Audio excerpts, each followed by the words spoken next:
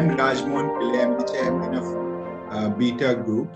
We are the largest in commodity business of cashews, dried fruits and nuts in the world, and also in coconut milk and coconut water, which we market around the world. We have 52 countries that we export to. We have operations, manufacturing operations in India and in Thailand. We have offices in 5 countries, which includes Holland, Malta, India, Kuala Lumpur, and Thailand. It's been a great journey to be actually reading the book of S.Prakash when he actually sent it to me, because this is the kind of concepts that I have actually developed when we were going through very, very difficult times. In early 80s, there was this business deal that happened when my father was running the business between India and Russia, where we were supposed to make the largest profits in our lifetime. We were already the most successful company in South India and going into the largest profits, when there was a deal breakdown between India and Russia because of some arms deal that was happening. And Russia canceled all the contracts. We ended up from being one of the richest companies in South India to being the largest debtor of business of money to the banks of India, which included Indian Overseas Bank and the Indian Bank at that point of time. The liabilities crossed 10 million US dollars of that time, which can easily be valued much more higher because the value of the Indian rupee was so much more lower at that point. It was at 40 crores of rupees at that point of time. We were paying close to about 55 lakhs of rupees every month just to stay alive. Oh my God. Now, to actually change this whole attitude, the whole concept of actually dealing with the problem as major as this, needed a lot of guidance, very similar to the spiritual guidance that you have actually put in your book, and which came from my father, who was actually disabled by that time because of all the pressures, but he actually gave me the knowledge to actually habitually change my lifestyle to becoming from a people pleaser to actually start doing yoga, meditation, to actually spend time with yourself, and then to be more creative during the day. And that actually changed. And that for me to start understanding that every target had a time frame, you can't be spending so much of time on other people, just looking after your customers.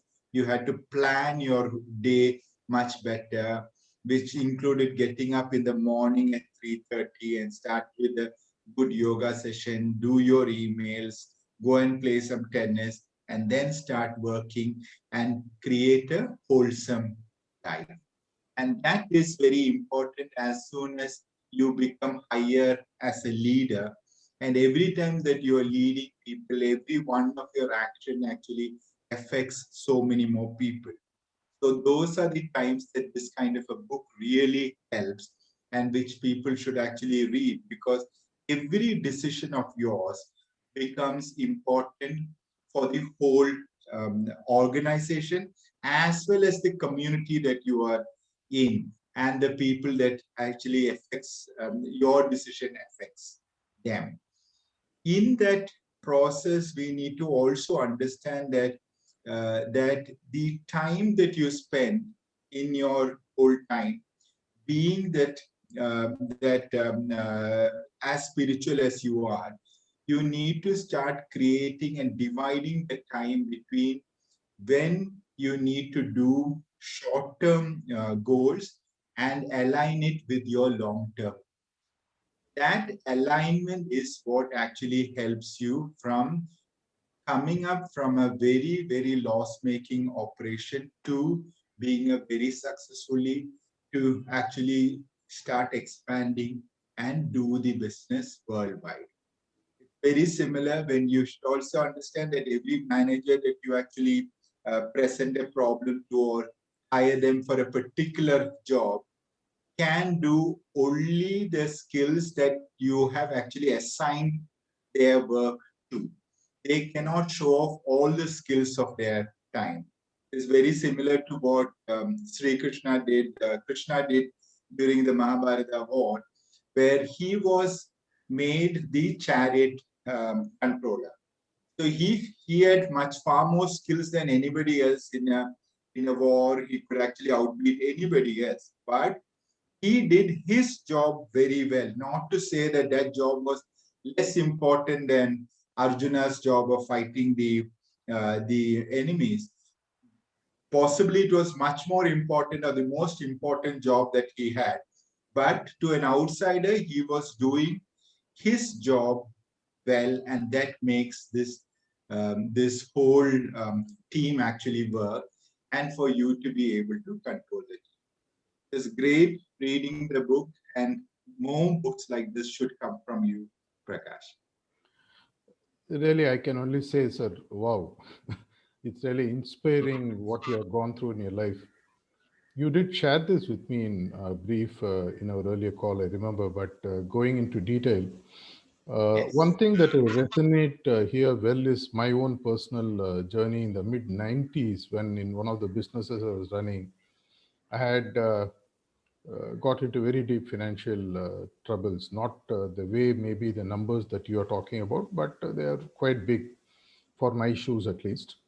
And at the time, I did understand that it's quite easy to be actually successful, but very difficult to bounce back from failures.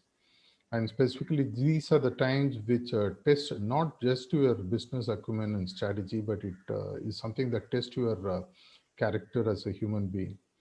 Many of the people I have known have given up when they faced even the least of failures in business. I have also understood one thing. One of the famous quotes from Bill Gates says that failure, in fact, is the best teacher, not success. And in my coaching and consulting journey in the last 3.5 decades, I have met hundreds and hundreds of CEOs and top executives. Many of them always had one thing in mind. One, they were surely not clear about where they were in terms of many times the people who surrounded them were all more like they were out to please the CEO rather than please the owner, rather than actually talking the truth. And for them actually to find out, many of the CEOs have even confided saying that for me, a known competitor is far better than unknown competition from inside. People who surround me are the ones who are supposed to be telling me the truth, but many times they don't. And many of them landed up becoming sort of my friends in the longer run, but in the shorter run, I used to coach them. And one thing they always said is to get a right ethical, moral perspective beyond just the financials which impact the business. Having gone through what you have gone through, you would understand that maybe in those tough times, a few people who stood by you, and in many people who did not stand by you are those who you will surely remember. And many of these CEOs whom I have interacted with have always given me rich knowledge, and I would say they have helped me to expand my consciousness. Something like what you said, the role of Krishna in Mahabharata and things like that, which formed actually the basis of this book. This book, though I wrote it in about 8 months' time, it was in the making almost, I would say, for 10, 15 years. Uh, Specifically, the pandemic opened the eyes of many people where they were looking for redemption beyond just the financial means. It was just not money alone. You might have seen some of the billionaires jumping off the hotel top in European countries because their families succumbed to COVID and they just didn't know how to handle. And when they connect beyond the financial metrics to a higher purpose in life, starting with good values, treating people well, not just looking at people as a balance sheet item, but just as people with human attitude, understanding their emotions, and transcending all this to find that there is a common thread which unites the entire humanity. If you even look at some of the large conflicts which are happening, geopolitical conflicts, I would even call the government head as a CEO in this case. I mean, why only a corporate head as a CEO? Anyone who is responsible for a set of people's progress is a CEO.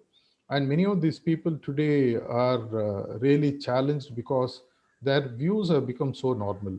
Very rare to see statesmen like head of governments anymore, like what we used to see a few decades ago. And all these prompted me to come out with this book because I felt that these movers and shakers were the great opinion makers of both the corporate world and the global platform. If they start looking at the world in a much better way, we would have a more peaceful, happy, and a world which where people would be able to express themselves freely. This, in fact, formed the basis, and I'm happy that I was able to give you one of the preview copies for you to read. Yes, Uh, yes. if you have any thoughts on how do you think this book getting implemented, that would be something useful for people who watch this video, because you are a best-selling author, which I know that in the beginning of 2000 your book went on to do really well. Maybe you are humble, you are not sharing that. Let me share it for the benefit of viewers. From your view, sir, what would you say are the steps people should implement in bringing values to the life and really becoming truly tuned to a value-based life than just a financial-based life? I need to talk about success first. I always say success is actually an accident. Okay. It is only when the problem comes, your metal actually comes out.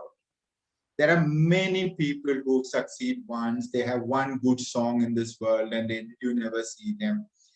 They have one good business and you never see them. They have sold one of their companies to Amazon, then you never see them.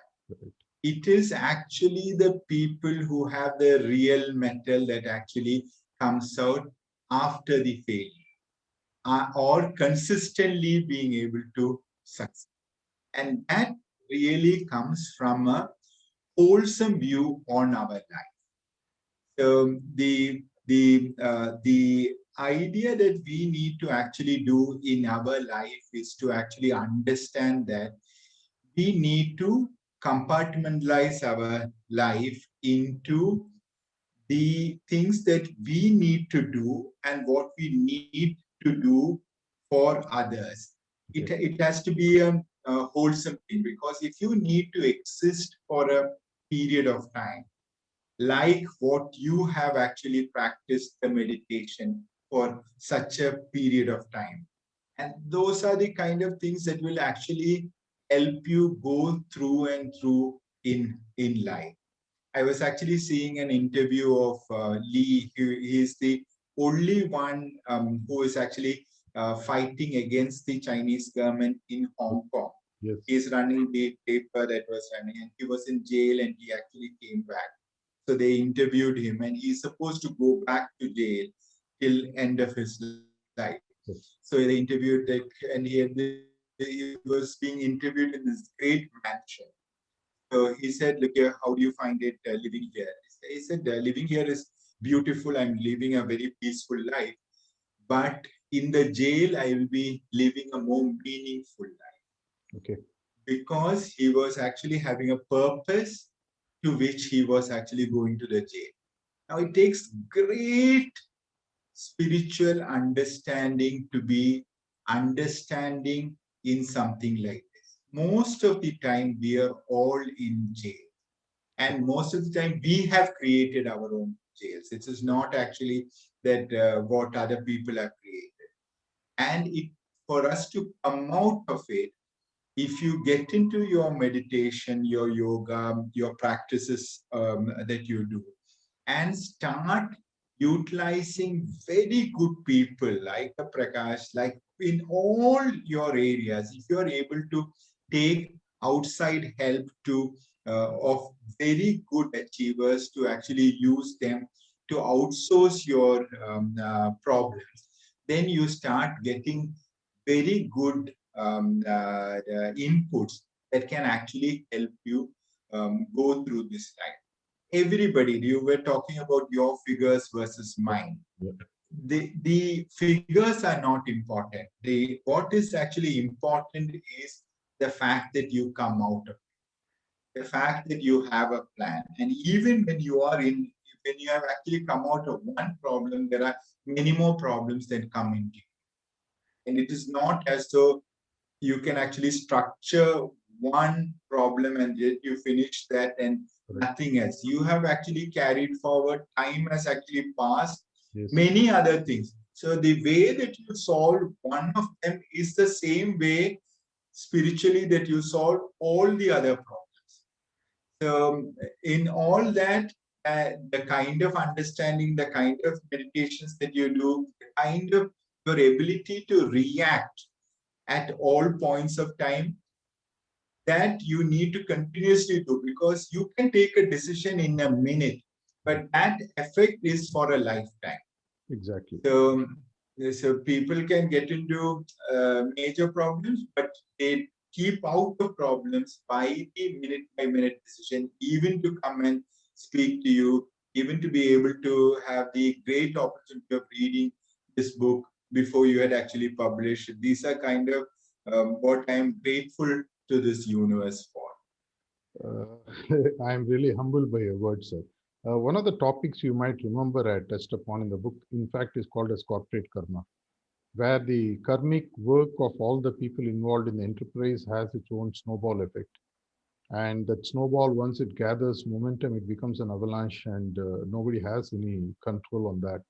And that's beautifully what you said in terms of the cause and effect approach that a owner or a CEO or MD has to take.